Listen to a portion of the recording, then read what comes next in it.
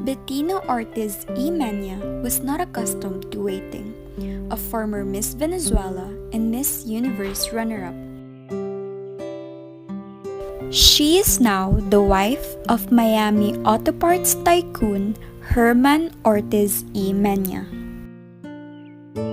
At every restaurant she chose to grace with her presence, she was always greeted with reverence and whisked to the exact table she desired. Today, she wanted the corner table on the terrace at Sip Sip, her favorite lunch spot on Harbor Island. She wanted to sit on one of the comfy orange chairs and stare out at the gently lapping turquoise waters while eating her kale Caesar salad.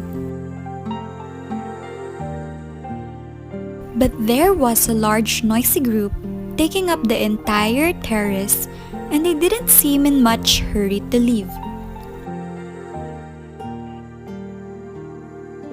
Bettina fumed as she glared at the tourists, happily savoring their lunch in the sun. Look how tacky they were. The women, overly tanned, wrinkled and soggy, none of them properly lifted or botoxed. And the men were even worse, all dressed in all rumpled shirts and shorts, wearing those cheap straw hats. Why did such people have to come here? Feeling that she had been patient long enough, Bettina stormed into the kitchen. The fringe on her crocheted Pucci kaftan top shaking furiously as she made a beeline for the women with the shock of pixie-cut blonde hair manning the main stove. Truly, honey, what's the dealio? I've waited more than 15 minutes for my table. Sorry, Bettina, it's been one of those days. The party of 12 on the terrace showed up first just before you did. But the terrace is your prime spot.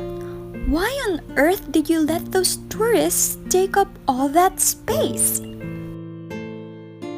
Well, the tourist in the red fishing cap is the Duke of Glencora. His party just boated over from Windermere. That's his royal Wisman you see moored off the coast. Isn't it the most handsome sailboat you've ever seen? I'm not impressed by big boats. Bettina huffled, although secretly she was rather impressed by people with big title. From the kitchen window, she surveyed the party assembled on the terrace with new eyes. These aristo-British types were such a strange breed. Sure, they had their Savile Row suits and their heirloom tiaras, but when they traveled, they looked so painfully frumpy.